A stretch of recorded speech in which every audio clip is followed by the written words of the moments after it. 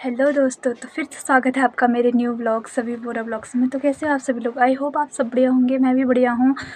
And सबसे पहले आप सभी को होली की ढेर सारी शुभकामनाएं।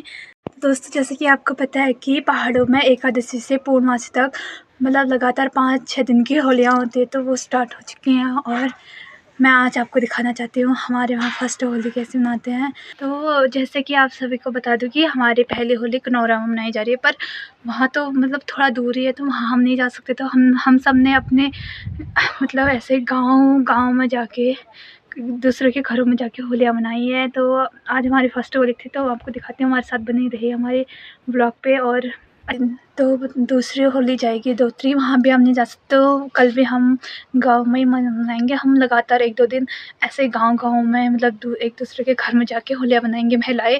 तो आप मेरे सारे ब्लॉग्स में बने रहे और देखें हमारी होलियाँ कैसे मनाते हैं हम। और